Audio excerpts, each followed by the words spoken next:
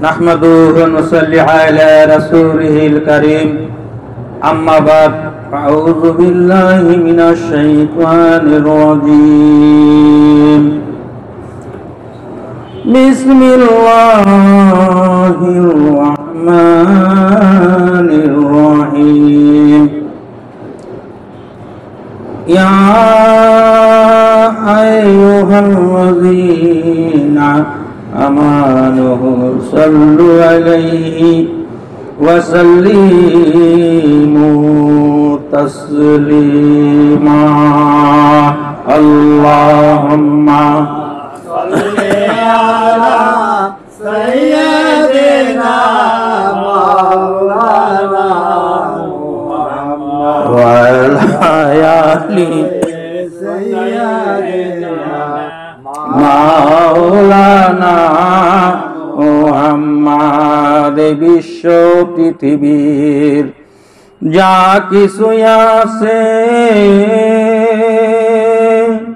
সকলই চিনিল তার স্রষ্টাকে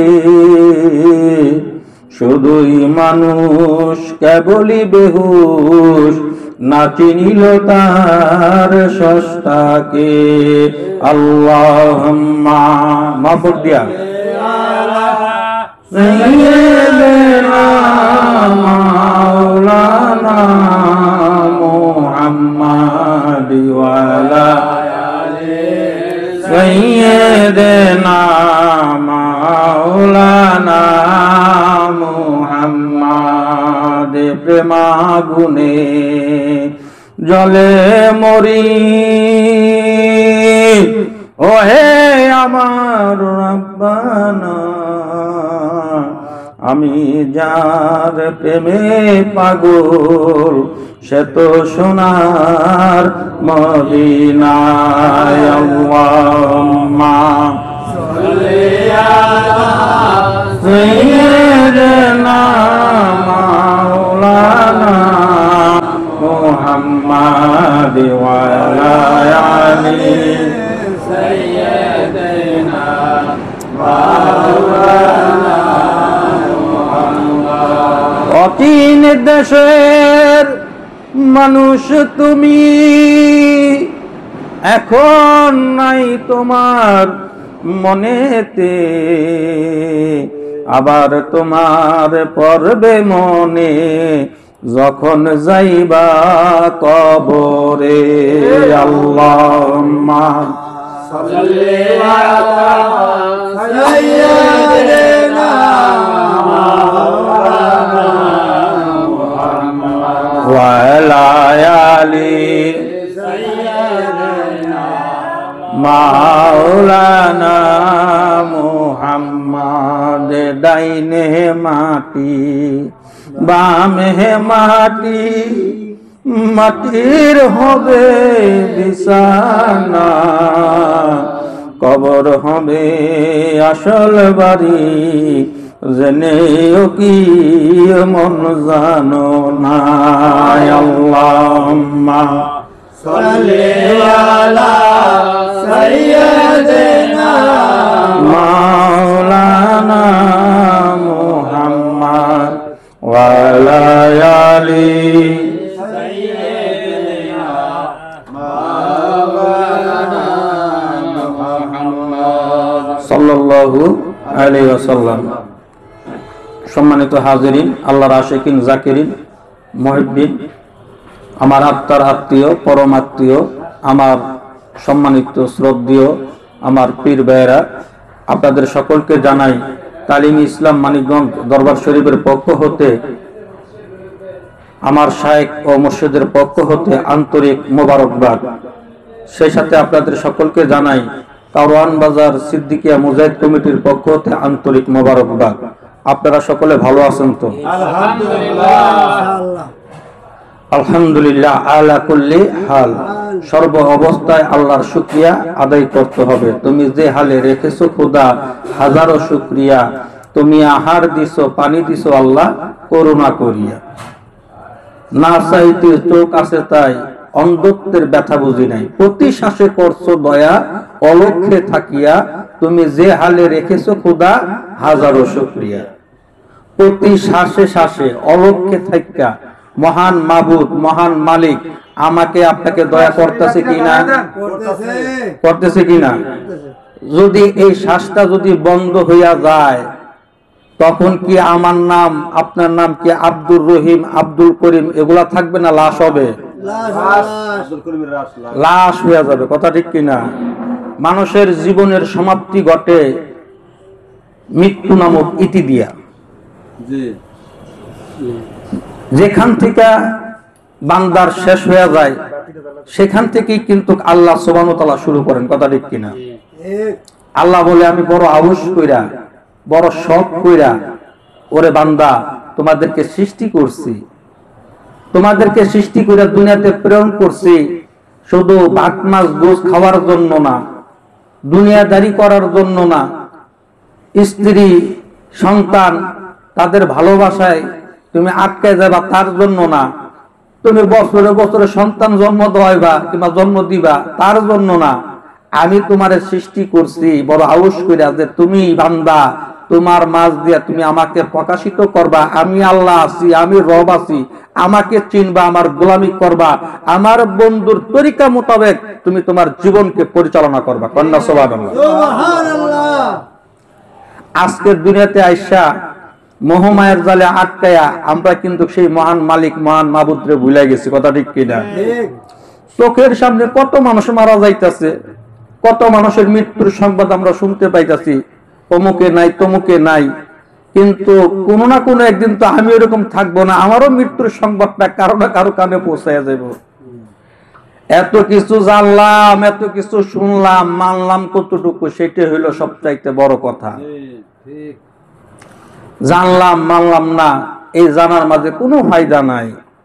এই জন্য বলে বাবা, জানার মাঝে কোনো ফায়দা নাই, মানার মাঝে ফায়দা, মানার মাঝে কামিয়াবি। দুনিয়ার মোহমায়ের মাঝে আটকে গেছেন, চিন্তা করতেছেন আহারে এখন তো চলতেছি ফিরতেছি, খুব কষ্ট হইতেছে, যদি একটু সচ্ছলতা যদি হইতো তাহলে আমি আল্লাহর কাজে নিজেকে নিমজ্জিত করে দিতাম, আল্লাহর কাজে আমি নিজেকে ওয়াকফ করে দিতাম। কি সমস্যা? এই যে চলতে ফিরতে কষ্ট হইতেছে, প্রতি মাসে 50 থেকে 60,000 টাকা খরচ, সংসার খরচ, এটা যদি একটু গুছাই গাছে যদি নিতে পারতাম। আল্লাহ বলতেছে তোর এত সমস্যা, ঠিক আছে ভালো কথা, দিল একটা দোকানের ব্যবস্থা করে। আল্লাহ দোকানের ব্যবস্থা করে দিল, মাসে 50-60,000 না, এখন প্রতি মাসে 1 লক্ষ টাকা রুজি করেন। কয় লক্ষ টাকা? 1 লক্ষ টাকা রুজি করেন, কিন্তু রুজি করার পরও কিন্তু চাহিদা আরো রয়ে যায়। কথা ঠিক কিনা? আগে 50,000-60,000 হইলে আপনার আমার চলতো, কিন্তু এখন 1 লক্ষ টাকা ইনকাম করতেছেন, এখন আরো চাহিদা বাড়ছে। কথা ঠিক কিনা? 1 লক্ষ টাকার চাহিদা, এখন আপনার 1.5 লক্ষ হইলে আপনার চলে। আল্লাহ দিল আপনার 1.5 লক্ষ টাকার একটা ব্যবস্থা কইরা, এখন আপনার চাহিদা আরো বাড়ে। দিন যত যায় চাহিদা তত বাড়ে, দিন যত যায় ততই আপনি কবরের দিকে, আপনি কবরের দিকে অগ্রসর হইতেছে। কথা ঠিক কিনা? এইভাবে চাহিদা পূরণ হইতেছে না, আশা করতেছেন, স্বপ্ন দেখতেছেন, দোকানে একটা হইছে, যদি আরেকটা হয় মন্দ কি, 2টা করছেন, 3টা হইলে তো ভালো হয়, 4টা হইলে তো ভালো হয়। এইভাবে খালি দোকান বাড়াইতেছেন, আর এই দিক দিয়ে আপনার হায়াতের জিন্দেগি কমতেছে। কমতে কমতে কমতে কমতে একদিন একটা উষ্টা খাইলেন, 1 উষ্টাতে আপনি কবরে। 1 উষ্টাতে কোথায়? কবরে। কবরে গেলেন, দোকানের জায়গায় রইলো, ছেলের জায়গায় রইলো, মেয়ের জায়গা রইলো, কর্মচারীর জায়গা রইলো। আমি কিন্তু জায়গা মতো রইলাম না।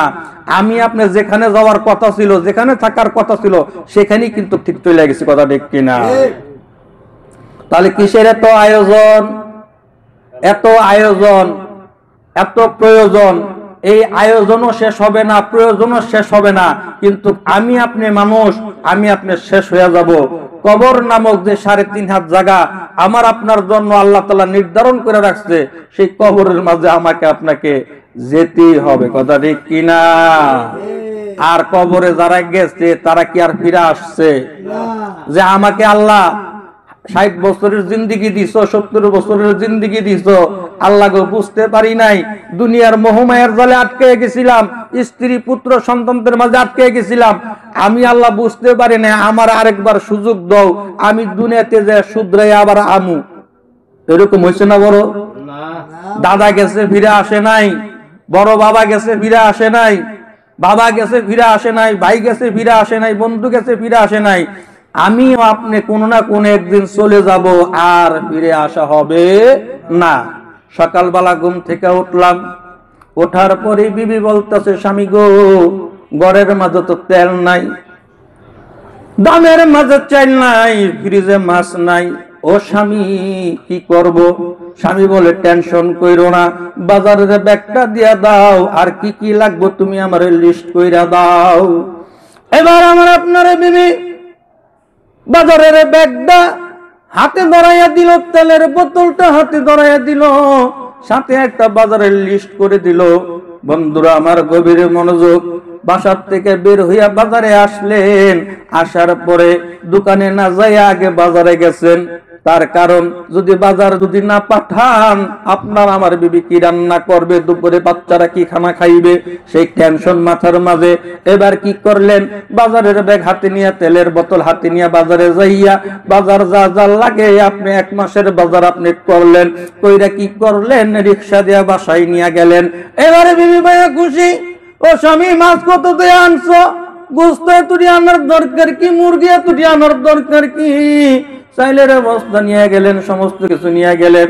দুনিয়ার চলার জন্য, এই হায়াতের জিন্দেগিতে বাঁচার জন্য কি করলেন, বাজার করলেন, কত কিছু করলেন। বন্ধুরা আমার 60 বছর 70 বছরের জিন্দেগি, তার জন্য কত বাজার ঘাট, কত কিছু করলেন। অনন্তকাল যেখানে আমি আপনি থাকবো, তার জন্য, সেখানকার জন্য কি বাজার করলেন, কি সদাই করলেন? কোনো কিছুই তো করলেন না। বাজার ছাড়া, সদাই ছাড়া ওই কবরে যাইবেন, ওই কবরে যাইয়া আপনি কি খাইবেন একটু চিন্তা করছেন নি? বন্ধুরা আমার গভীর মনোযোগ, আল্লাহ বলতেছে, আখিরাতের শস্য, আখিরাতের বাজার যা কিছু আছে, এই কবরে আসার পরে তুমি তা করতে পারবা না। ওরে বান্দা, তোমাকে আমি জেহেন দিছি, তোমাকে আমি আকল দিছি, যা অন্য কোন প্রাণীদের মাঝে আমি আল্লাহ সুবহানাহু ওয়া তাআলা দেই নাই। কথা ঠিক কিনা? তুমি তোমার আকল খাটাও, তুমি তোমার জ্ঞান খাটাও, 40 বছর 50 বছর হইয়া গেছে, মাথার কালো চুলগুলা সাদা হইয়া গেছে, চোখের জ্যোতি কইমা গেছে, এখনো তুমি স্বপ্ন দেখো ঘুমের মাঝে। আহারে, তোমার মনে এখনো এত আশা, এত তামান্না, কিন্তু তুমি যে কবরে আসবা তার জন্য তুমি একটু তো চিন্তা ভাবনা করলা না। কথা ঠিক কিনা? রাত্রিতে ঘরের মাঝে যাইয়া চিন্তা করতেছ, আগামী কালকে দোকান খুলবো, দোকান খুললেই মালটা আমার ডেলিভারি দিতে হইব, অমুকের মাল দিতে হইব, অমুকের কাছে টাকা পান আছে তারে ফোন দিতে হইব, আবার নইলে অমুকের টাকাটা দিব, তাকে আমার টাকাটা পূরণ করতে হইব। এত চিন্তা ভাবনা, এত ধ্যান খেয়াল, এত কিছু করলা, কিন্তু রাত্রিতে যখন তুমি মাথায় যখন বালিশের সাথে লাগাইলা, তুমি তো এই চিন্তাটা করলা না। যদি সকালবেলা যদি আমার ঘুম ভাঙ্গে, তাহলে সেটা হবে আমার জন্য সকাল, আর যদি ঘুম না ভাঙ্গে, এই ঘুমে হয়ে যাবে আমার পরকাল। কথা ঠিক কিনা? অতএব দুনিয়ার মোহমায়ার মাঝে আটকাইয়া পরম স্রষ্টা, পরম রব, তাকে তুমি ভুলে গেছো। আল্লাহ বলে, যতই ভুলভাল যাই কিছু করো না কেন রে বান্দা, কোন না কোন একদিন তুমি আমার কাছে তোমাকে আসতে হবে। তোমার হায়াতের জিন্দেগি যখন শেষ হয়ে যাবে, তোমার হায়াতের প্রদীপের তেল যখন ফুরাইয়া যাবে, তোমার প্রদীপ আর কোনো মেজবাতি দিয়ে জ্বালানো যাবে না, তুমি অন্ধকার হয়ে যাবে, তুমি আর জ্বলবে না, তখন তুমি আমার কাছে আসবে। আর হায়াতের জিন্দেগিতে তুমি যা কিছু করছো না কেন, সমস্ত কিছুর জমা খরচের হিসাব আমি আল্লাহ সুবহানাহু ওয়া তাআলার কাছে তোমাকে দিতে হবে। কথা ঠিক কিনা? বন্ধুরা আমার গভীর মনোযোগ, ও আমার বন্ধুরা, হায়াতের জিন্দেগিতে আপনি 60 বছর 70 বছর যেই কয়দিনে আপনাকে আমাকে আল্লাহ দয়া করে মায়া করে বাঁচাইয়া রাখছে, যেই কয়দিনে আমি আপনি বাঁচবো, এই বাঁচা অবস্থায় কি করতে হবে? আখিরাতের শস্য, আখিরাতের বাজার এই দুনিয়ার থেকে আমাকে আপনাকে কামাই কইরা ওই কবর দেশে আমাকে আপনাকে পাড়ি দিতে হবে। কথা ঠিক কিনা? বন্ধুরা আমার, বেঁচে আছো ভাবনা তো নেই কোনো মানুষের সহচর্য, থাকতো যদি একটু ধৈর্য ঐশ্বর্য আর ধরতো না গায়। আপনি মনে করতেছেন আমার বয়স তো মাত্র 20 বছর, আমি বোধহয় মরবো না, যারা বুইরা হইয়া গেছে তারা বোধহয় মরবো না। বাবা না, আসার সিরিয়াল আছে, যাওয়ার কিন্তু সিরিয়াল নাই। কথা ঠিক কিনা? বন্ধুরা আমার, আমার আপনার জীবনটা শুরু হয়ে গেছে আজান দিয়া। যেদিন আমি আপনি দুনিয়াতে ভূমিষ্ঠ হইলাম, মার গর্ভ থেকে যখন দুনিয়াতে যখন আমি আপনি পা রাখলাম, তখন আমার আপনার পক্ষ থেকে কেউ না কেউ আজান দিয়া দিছে কানে। কথা ঠিক কিনা? আজান হইয়া গেছে, নামাজ বাকি রইছে। এই নামাজ পর্যন্ত মাঝখানে যে সময়টা, এই সময়টা হইল আমার আপনার হায়াতের জিন্দেগি। বন্ধুরা আমার, যেদিন মালাকুল মউত আজরাইল আমার আপনার সামনে এসে হাজির হইয়া যাবে, আজরাইলকে যদি 2 লক্ষ টাকা যদি ঘুষ দেন, 5 লক্ষ টাকা যদি ঘুষ দেন, বাইরে ভাই ও আজরাইল, তুমি আমার এখন নিতে আইছো, আমার হাতে তো এখন মেলা কাম রইছে, আমার এখন তুমি নিও না, তোমার আমি 5 লক্ষ টাকা ঘুষ দিলাম, তুমি 2 বছর পর আইছো। আজরাইল কি ঘুষ নেয়? আজরাইল ঘুষ নেয় না। আজকে আপনি আমি কত অজুহাত দেখাই দিনের কাজে, কত অজুহাত দেখাই নামাজ পড়তে যায়। নামাজ পড়তে আসেন ভাই, তো ভাই একটু কাজ আছে, কাজ করি। এই জন্যই কবি বলে নামাজকে বলো না কাজ আছে, আর কাজকে বলো নামাজ আছে। তার কারণ হলো এই নামাজের মাধ্যম দিয়ে আল্লাহর সাথে বান্দার সাথে সাক্ষাৎ হয়। কথা ঠিক কিনা? বন্ধুরা আমার, কত অজুহাত, আহের অজুহাত। এই অজুহাত কিন্তু আজরাইল আসলে কাজ হবে না। 2 লক্ষ 4 লক্ষ 5 লক্ষ টাকা ঘুষ দিলে আজরাইল নিবে না। অতএব আপনি চিন্তা করেন না আমার আগে বুঝি আমার বাবা মারা যাইবো, আমার দাদা মারা যাইবো, আমার বড় ভাই মারা যাইবো, আমি বোধহয় মরবো না। সাথে কত বন্ধু বান্ধব, কত আত্মীয় স্বজন প্রতিবেশী, দেখেন তাদের মৃত্যুর খবর কানে আসে, বাইরে অমুক তো দুনিয়ার থেকে বিদায় হয়ে গেছে। এতটুকুই বলি ইন্না লিল্লাহি ওয়া ইন্না ইলাইহি রাজিউন, এতটুকুই বলি। দেখেন না কত মানুষ মারা গেল, কত মানুষের জানাজার নামাজ আপনি আমি পড়লাম, কত মানুষের লাশের যে খাটিয়া, ওই খাটিয়াটা বাড়ির উঠানে এসে হাজির হইয়া গেল। আপনি আমি বোধহয় মনে করি বাপ মারা গেল, চাচা মারা গেল, দাদা মারা গেল, ভাই মারা গেল, বন্ধু মারা গেল, আমি বোধহয় মরবো না। আল্লাহ বলে ওরে বান্দা, আমি তোমাকে প্রতিটা ধাপে ধাপে প্রতিটা মুহূর্তে মুহূর্তে তোমাকে মেসেজ দিচ্ছি, তুমি কেন আমার মেসেজ তুমি পড়ো না, আমার মেসেজ কেন তুমি ফলো করো না? ওরে বান্দা, এই বাড়ির উঠানে তোমার বাবার জন্য যেই লাশের খাটিয়াটা আসছে, এই খাটিয়াটা কোনো না কোনো একদিন তোমাকে নেওয়ার জন্য আসবে। ওরে বান্দা, তুমি আমার মেসেজ কেন ফলো করো না?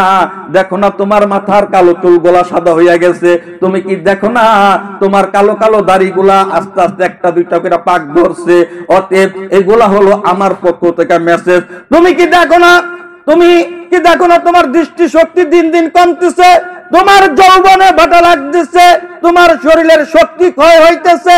আজ থেকে 10 বছর আগে 50 কেজি একটা চাউলের বস্তা তুমি কি করছো? একলা আলগি দিয়া গাড়ে কাঁধে নিয়া তুমি 24 তলা 10 তলা বিল্ডিং এর মাঝে উঠা গেছো। আর এখন তুমি 5 কেজি 10 কেজি বাজার করো, সেই বাজারের ব্যাগটা হাতে নিয়ে হাঁটতে তোমার খুব কষ্ট হয়। বোঝা গেল তোমার দিন দিন তোমার শক্তি ক্ষয় হচ্ছে। তুমি মানুষটা যতই শক্তিশালী নিজেকে বলে দাবি করো না কেন, আসলে তুমি মূলত দুর্বল দুর্বল দুর্বল। কথা ঠিক কি না? অতএব আমাদেরকে মরতে হবে কি হবে না? প্রত্যেকটা মানুষ, আমরা এখানে যারা আছি, এখানে আমরা যদি মনে করি আমরা সবাই জীবিত মানুষ, কিন্তু না না না ভাই, আপনারা আমরা যারা আছি আমরা সবাই হইলাম মৃত মানুষ। কথা ঠিক কিনা? যাদের টিকিট কাটা আগে ছিল, তারা আগের যাত্রী, তারা আগের গাড়ি দিয়ে তারা চলে গেছে। আমাদের টিকিট কাটা হইল পরের গাড়ি, আমরা হইলাম তাদের পিছনের যাত্রী। ধাপে ধাপে করে যখন আমার আপনার সময় হবে, ঠিক সেই মুহূর্তে কিন্তু আমি আপনি সেই গাড়ির প্যাসেঞ্জার হইয়া যাইব। লা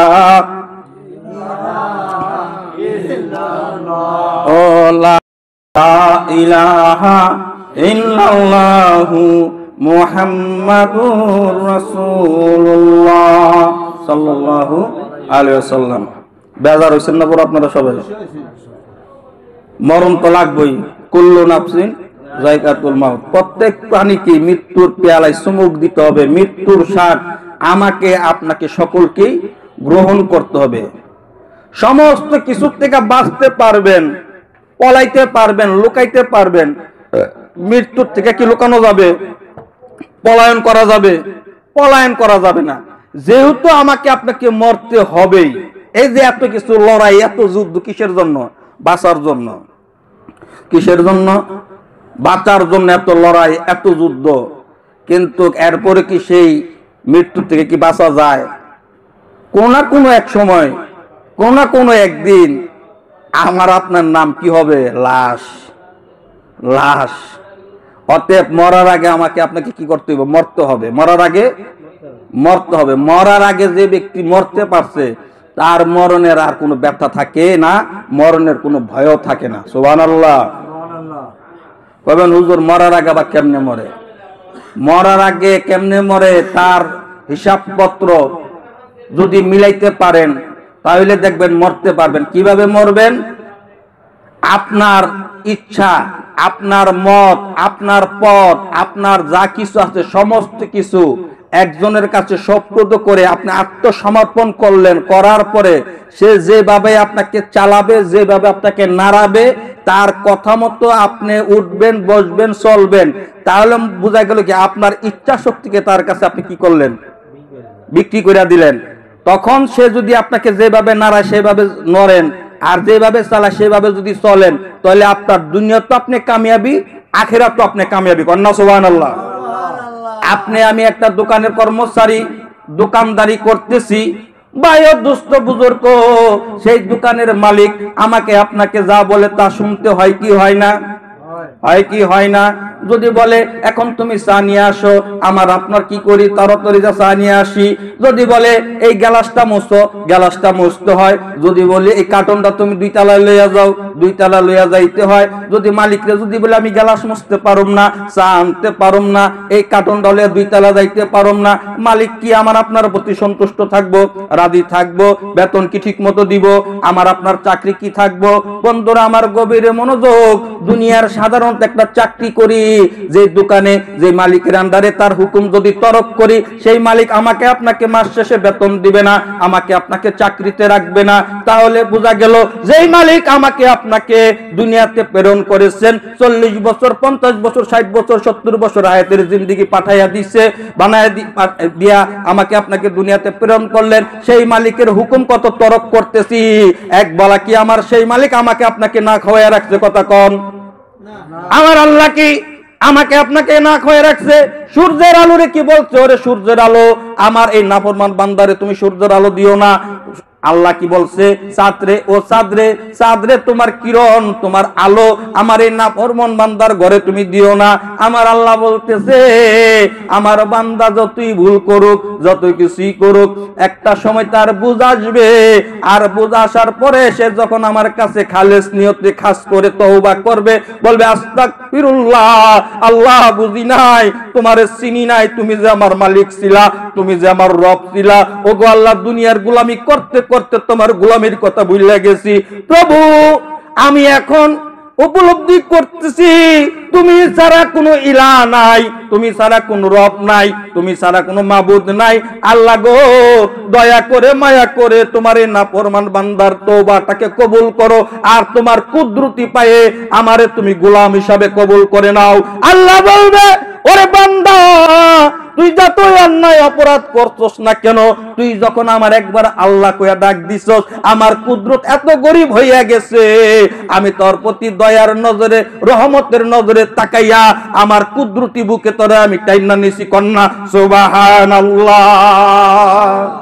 অতএব অতীত জীবনে যা ভুল করছি, যা ভুলভ্রান্তি করছি, সমস্ত কিছু ভুইলা আল্লাহর কুদরতি পায়ে সেজদা দেওয়া যাইব তো? আল্লাহর মালিক হিসাবে মাইনা নেওয়া যাইব তো? বন্ধুরা আমার গভীর মনোযোগ। আল্লাহ বলে বান্দারে তোরা আউশ করে বানিয়ে দুনিয়াতে প্রেরণ করছি তুই যাতে না বলস, কিন্তু তুই দুনিয়ার মোহমায়ার জালে আটকায়া আমি পরম রব, আমি মহান মালিককে ভুলে গেছস। তাই তো আমি যুগে যুগে কি করছি, নবী পাঠাইছি, রাসূল পাঠাইছি, পাঠাইয়া বলছি ওরে নবীরা যায় কি বলছে বলো, কালেমা লা ইলাহা ইল্লাল্লাহ আদমে সফিউল্লাহ, কালেমা লা ইলাহা ইল্লাল্লাহ ঈসা রূহুল্লাহ, কালেমা লা ইলাহা ইল্লাল্লাহ মুসা কারিমুল্লাহ, কালেমা লা ইলাহা ইল্লাল্লাহ ইসমাইল জবিউল্লাহ, কালেমা লা ইলাহা ইল্লাল্লাহ ইব্রাহিম খলিলুল্লাহ, কালেমা লা ইলাহা ইল্লাল্লাহ মুহাম্মাদুর রাসূলুল্লাহ সাল্লাল্লাহু আলাইহি ওয়াসাল্লাম। কালেমা লা ইলাহা ইল্লাল্লাহ এটা হইল তাওহীদ, মুহাম্মাদুর রাসূলুল্লাহ সাল্লাল্লাহু আলাইহি ওয়াসাল্লাম এটা হইল রিসালাত। অর্থাৎ আপনি তাওহীদ মানলেন, আল্লাহ বাদে কোনো মাবুদ নাই, মুহাম্মাদুর রাসূলুল্লাহ সাল্লাল্লাহু আলাইহি ওয়াসাল্লাম আল্লাহর প্রেরিত দূত ও রাসূল। কন্যা সুবহানাল্লাহ। বন্ধুরা আমার, আল্লাহকে যাতে না বলি, পদে পদে নবীরা রাসূলরা সমাজকে আপনাকে স্মরণ করিয়ে দিয়েছে, বলো কালেমা লা ইলাহা ইল্লাল্লাহ ইব্রাহিম খলিলুল্লাহ, কালেমা লা ইলাহা ইল্লাল্লাহ মুহাম্মাদুর রাসূলুল্লাহ। এই জন্য নবীওয়ালা কাজগুলা, এখন তো নবী নাই, নবী তো চলে গেছে, এই নবীওয়ালা কাজটা বন্ধু ভাই ও দুস্থ বুজুর্গ কিয়ামত পর্যন্ত থাকবে, যে পর্যন্ত আল্লাহর ওলিরা থাকবে। কন্যা সুবহানাল্লাহ। আল্লাহর ওলিরা বন্ধুরা আমার গভীর মনোযোগ, আপনি যত অন্যায় করেছেন, যত অপরাধ করেছেন, অন্যান্য নবীদের বেলায় তারা যদি কোনো ভুল করত, কোনো ভ্রান্তি করত, আল্লাহ তাআলা সাথে সাথে গজব নাজিল প্রেরণ করত। কিন্তু আখিরি জামানার নবী, নবীদের নবী, ইমামুল মুরসালিন, খাতামুল আম্বিয়া, রাসূলে খোদা, রাসূলে সাল্লাল্লাহু আলাইহি সাল্লামের নবী, নবীদের উম্মত আমি আপনি হইতে পারছি, এই নবীর খাতিরে আমরা যতই কিছু করি না কেন আমাদের গজব কিন্তু সাথে সাথে নাজিল হয় না। কথা ঠিক কিনা? আল্লাহ বলছে আমার বন্ধুর উম্মতেরা ভুল করবে, তাদের জন্য কিয়ামত পর্যন্ত আমি তওবার দরজা খোলা রাখলাম। অর্থাৎ কি কিয়ামত পর্যন্ত আস্তাগফিরুল্লাহ তওবার দরজা খোলা, আর ঠিক তদ্রূপ কিয়ামত পর্যন্ত ওলিদের দরজাও খোলা। কন্যা সুবহানাল্লাহ। অতএব আল্লাহর কাছে খালেস নিয়তে তওবা করা যাইব তো? আল্লাহর খাস বান্দাদের মনোনীত ব্যক্তি যারা আছে তাদের অনুসারী হওয়া যাইব তো ইনশাআল্লাহ। একটা কথা আমাদের শ্রদ্ধেয় কারণ বাজারের সম্মানিত ইমাম সাহেব হুজুর আয়েশা বলছেন, আমি লম্বা চড়া আলাপ আলোচনা করব না, একটা কথা বলি ইনশাআল্লাহ তাআলা আমি সমাপ্ত করব। বলছিলাম মরার আগে খেয়াল আছে তো ইনশাআল্লাহ তাআলা, এই ঘটনাটা বললেই আমি শেষ করে দিব। বন্ধুরা আমার গভীর মনোযোগ, এক বাদশা একটা তুতা পাখি পালতো। ওই তুতা পাখিটা কি খুব যত্ন করত, খুব লালন করত, খুব পালন করত। ওই তুতা পাখিটা যে বাদশা পালন করত, বাদশা বাণিজ্যতে যাবে, সফরে যাবে, এবার স্ত্রী বাল বাচ্চা সন্তানদেরকে বলতেছে আমি তো বাণিজ্যতে যাচ্ছি, সফরে যাচ্ছি, তোমাদের জন্য কার জন্য কি আনতে হবে বলো। স্ত্রী বলে আমার জন্য এইটাই ন, ছেলে বলে এইটাই ন, মেয়ে বলে এইটাই ন, সবাইকে জিজ্ঞাসা করলো। করার পরে এবার যে তুতা পাখিটা পালে, এই তুতা পাখির যার কাছে যায় বলতেছে, তুতা পাখি রে তোমার জন্য কি আনবো। সুবহানাল্লাহ। যে পাখি পালে সে জানে পাখির যত্ন কদর। কথা ঠিক কিনা? যারা কবুতর পালে, বিলাই পালে, বিলাই তোলা দেখবেন যে লক্ষ লক্ষ টাকা খরচ করে লায়। কথা ঠিক কিনা? আবার কিছু কিছু লোক আছে কবুতর যারা পালে, কবুতর তো লক্ষ লক্ষ টাকা তারা নষ্ট করে। কথা ঠিক কিনা? তারা নিজের প্রতি এত যত্নশীল না, কিন্তু ওই পোষা প্রাণীর উপরে যতটুকু যত্নশীল। কথা ঠিক কিনা? এবার তোতা পাখি রে বলতেছে, তোতা পাখি রে তোমার জন্য কি আনবো। তোতা পাখি বলতেছে, বাদশা রে আমার জন্য বাণিজ্য থেকে কিছু আনতে হবে না, তবে একটা কথা তোমাকে বলে দেই, ওরে বাদশা তুমি বাণিজ্যতে যাবা, আমার মতো কোন তোতাকে যদি দেখতে পাও তাহলে তুমি তার কাছে একটা সংবাদ পৌঁছাইয়া দিবা। সেই সংবাদটা হইল তুমি বলবা, ওরে তোতা তোদের মতো এক তোতা আমি পিঞ্জরা রেখা পুষি। কন্যা সুবহানাল্লাহ। এবার বাচ্চা বাণিজ্যতে গেলেন, বাণিজ্য থেকে ফিরে আসার পথে একটু রেস্ট নিবেন। এবার কি করলো, আগে বন্ধুরা দেখবেন নদীর পারে বড় বড় বট গাছ থাকতো, এখনো বিভিন্ন জায়গায় নদীর পারে বিভিন্ন বড় বড় বট গাছ আছে না নাই? বন্ধুরা আমার সেই বট গাছের সামনে ওনার যে নৌকাটা ছিল সেই নৌকাটা নোঙ্গর করলো। বাদশা এবার একটু নিচে নামলো, একটু হাঁটা চলাফেরা করলো, কইরা আবার নৌকাতে আসলো, খানা দানা করলো, আবার একটু হাঁটা তোলা করলো। এমন সময় খেয়াল করে দেখে বট গাছটার পাতায় পাতায় তুতা পাখি। কন্যা সুবহানাল্লাহ। বন্ধুরা আমার গভীর মনোযোগ, এবার বাদশা হঠাৎ তার বাড়ির তুতা পাখিটার কথা মনে হইয়া গেল। তুতা পাখি তো বলছিল যে আমার মতো কোন তুতার সাথে যদি পথের মাঝে দেখা হয় তাহলে বইলা দিবেন যে তোমার মতো একটা তুতারে আমি পিঞ্জরার মাঝে রাইখা পুষি। এবার বাদশা ওই মোতাবেক গাছের দিকে তাকায় বলে, তুতা পাখি রে, ও তুতা পাখি শুনো শুনো, তোমাদের মতো এক তুতারে আমি পিঞ্জরার মাঝে রাইখা পুষি। এই কথাটা বলার সাথে সাথে ওই বট গাছ থেকে একটা তুতা পাখি মইরা পইরা গেল। আর ওই পাখিটা মরার পর পর ওই বট গাছের মাঝে যত তুতা পাখি ছিল বন্ধুরা, সমস্ত তুতা পাখিগুলো মইরা জমিনের মাঝে পইরা গেল। এবার বাদশা তো লাজব হয়ে গেল, এই কি কাণ্ড, এই কি ব্যাপার, এমন ঘটনা কেন ঘটলো? আমি তো শুধু একটা সংবাদ পৌঁছাইলাম যে তাদের মতো একটা তুতারে আমি আমার পিঞ্জরার মাঝে বাড়িতে রেখা পুষি। এই কথাটা বলার সাথে সাথে প্রথম একটা মরলো, এরপরে যত তুতা আসলো সমস্ত তুতা পুইরা মুইরা গেল। এটা কেমন কথা? বাদশা এবার চিন্তিত হয়ে গেলেন, মনের মাঝে ব্যথিত পাইলেন, চুপচাপ হয়ে গেলেন, কারো সাথে কোনো কথা বললেন না। নৌকার মাঝে উঠা বলতেছে, মাঝি রে দেবার নৌকা সাইরা। এবার রাজা ওই বাদশা কি করলেন, তার বাড়িতে যে পৌঁছাইলো। পৌঁছানোর পর স্ত্রী বাল বাচ্চা সন্তানদের জন্য যা যা আয়োজন আনছে বাণিজ্য থেকে তা কি করলো তাদেরকে বুঝাইয়া দিল। এবার বাদশা ঠিক মতো খানা খায় না, ঠিক মতো ঘুমায় না, আর তুতা পাখির সামনেও যায় না। বন্ধুরা আমার গভীর মনোযোগ। এবার বাদশা একদিন যায়, 2 দিন যায়, 3 দিন যায়, তুতা পাখির সামনে যায় না।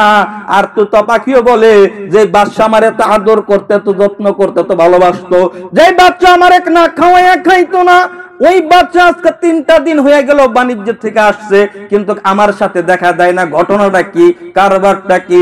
এবার তুতা পাখি তার ভাষায় বলতেছে, বাদশা রে কেন তুমি আমার থেকে থাকো পলাইয়া পলাইয়া, কেন তুমি আমার কাছে আসো না? এবার বাদশা কি করলেন, ওই তুতা পাখির সামনে আসলেন, আসার পরে বলে, তুতারে আমার মনটা তো বেশি ভালো না, মনটা খারাপ, এই জন্য তোমার সাথে দেখা করি না, এই জন্য কথা বলি না। ও বাদশা, মন খারাপ থাকলো তো তুমি আমার কাছে আসতা, আর আমার কাছে আসলেই তো তোমার মনটা ভালো হয়ে যাইতো। এমন কি ঘটনা ঘটলো, আর এমন কি হইছে যার জন্য তোমার মনটা খারাপ হইয়া আছে? বাদশা বলে, তুমি বুঝবা না, আমি বুঝবো, আমারে বুঝাইয়া বলো।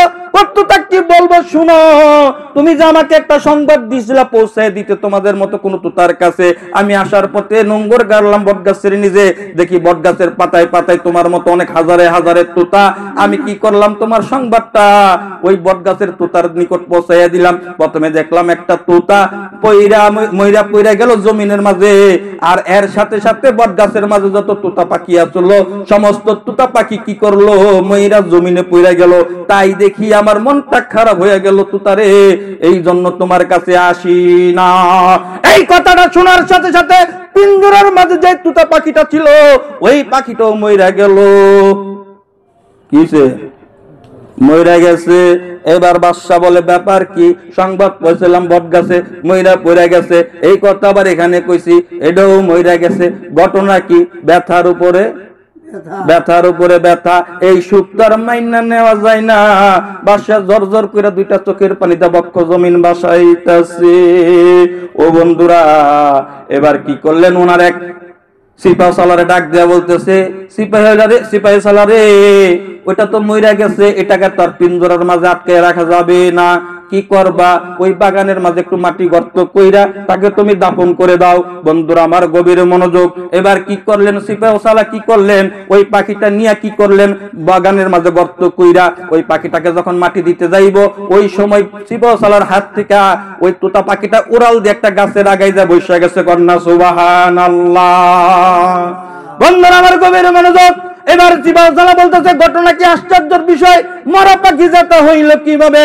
বাদশারে ডাক দিলে বা বাদশার দূর দেখাইলো, কি হইছে? বাদশা দেখেন না, তোতা পাখি তো আনছি মরা, এখন তো 2টা যেতে হয় গাছের আগায়। এবার বাদশা বলতেছে, তুতারে ঘটনাটা কি, কারবারটা কি?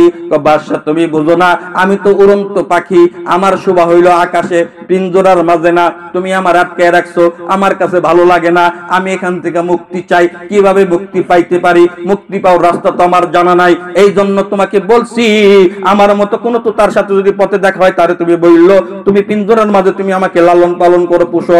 এবার এই কথাটা বলার সাথে সাথে তারা যখন মইরা পড়ে গেল, তার মানে তারা আমারে বুঝাইয়া দিল, মেসেজ পাঠাইয়া দিল, আমিও যদি মরার বান যদি না ধরি তাহলে তোমার পিঞ্জরার থেকে মুক্তি পাইব না, এই জন্য আমিও মরার বান ধরলাম, আর আজকে তোমার পিঞ্জরার থেকে মুক্তি পাইলাম। কন্যা সুবহানাল্লাহ। অতএব বন্ধুরা, এই দুনিয়ার হায়াতের জিন্দেগিটা, এই পৃথিবীটা, এই জগৎ সংসার, সংসার ধর্ম যা কিছু আছে সমস্ত কিছু আমার আপনার জন্য হইল পিঞ্জরা, আর এই পিঞ্জরার মাঝে আমি আপনি তোতা পাখিয়া বন্দী হইয়া আছি, কথা ঠিক কিনা? অতএব এই সংসারের মোহমায়াকে কি করতে হবে? আপনি মনে মনে কি করতে হবে? তালাক দিতে হবে, কিন্তু মুখে মুখে রাখতে হবে, আর মনের মাঝে আল্লাহর ভয় রাখতে হবে, কথা ঠিক কিনা? যে আমি আল্লাহর গোলামি করব, রাসূলুল্লাহ সাল্লাল্লাহু আলাইহি সাল্লামের তরিকা মোতাবেক আমার জীবনকে পরিচালিত করব। এই জন্য আসেন না ডিসেম্বরের 24, 25, 26 বন্ধুরা, তালিম ইসলাম মানিকগঞ্জ দরবার শরীফের পক্ষ হতে আমার শাইখের বলিষ্ঠ নেতৃত্বে এলমে শরীয়ত, এলমে তরিকত, এলমে হাকিকত ও এলমে মারফতের বিশ্ব ইজতেমা ওই মানিকগঞ্জ দরবার শরীফের পূর্ব চত্বরে পটলের ময়দানে অনুষ্ঠিত হবে। 3 দিনের জন্য আসেন, যদি ভালো লাগে তাহলে সম্পর্ক করবেন, বন্ধুত্ব করবেন, যদি ভালো না লাগে গুইরা গুইরা আইসা পড়বেন, তার কারণ দেশ সফর করো সুন্নত, কথা ঠিক কিনা? বন্ধুরা আমার, যদি ভালো লাগে সম্পর্ক করেন, ওই লোকটার হাতে যদি আপনি যদি হাত দিয়া যদি বায়াত মুরিদ হয়ে যদি আপনি যদি জীবনটাকে যদি আপনি পরিচালিত করতে চান, যেরকম দুনিয়ার দোকানদারি করলেন, একটা মালিক ছিল তার হুকুম আপনি মানলেন, ঠিক তো আখিরাতের বন্ধু হিসাবে তাকে আপনি বন্ধুত্ব গ্রহণ করলেন, সেই যেভাবে চালায় সেইভাবে চললে একটু দেখেন না কয়েকটা দিন আপনার জীবনটা পরিবর্তন হয় কিনা, জীবনটা ভালো হয় কিনা। যদি ভালো হয় আলহামদুলিল্লাহ, আর যদি ভালো না হয় তাহলে আপনি ডিলিট করে দিবেন, কোনো সমস্যা আছে? অতএব নিয়ত করতে পারি তো এই 3 দিনের জন্য আল্লাহর রাস্তায় আমি নিজেকে মৃত ঘোষণা করব। এই 3 দিন আমি মনে করব ওই বাজারে কবরস্থানে আমি শায়িত আছি, আমার নাই কোনো স্ত্রী, নাই কোনো সন্তান, নাই কোনো ব্যবসা বাণিজ্য, নাই কোনো দুনিয়াদারি, এই 3টা দিনের জন্য। অতএব মরার আগে আল্লাহর রাস্তায় মরতে পারবেন তো ইনশাআল্লাহ তাআলা। আল্লাহ তাআলা আমাকে আপনাকে সকলকে কবুল আর মঞ্জুর করে, সকলে বলে আমিন। বন্ধুরা আমার, গভীর মনোযোগ, আমাদের সম্মানিত শ্রদ্ধেয় ইমাম সাহেব হুজুর আসছেন, এখানে আমার আলাপ আলোচনা চলে না, তারপরে ভাইজানকে বসে আমি যে একটা কথাবার্তা বলছি, আমার আলাপ আলোচনার মাঝে অনেক ভুল ভ্রান্তি হতে পারে, সকলে ছোট ভাই হিসাবে, বন্ধু হিসাবে ক্ষমা সুন্দর দৃষ্টিতে দেখবেন। আমি হযরতকে কারণ বাজার সিদ্দিকী মুজাহিদ কমিটির পক্ষ থেকে বিরতভাবে অনুরোধ করব ওনার জ্ঞান গর্ব নসিহত পেশ করার জন্য। আসসালামু আলাইকুম ওয়া রাহমাতুল্লাহি ওয়া বারাকাতুহু।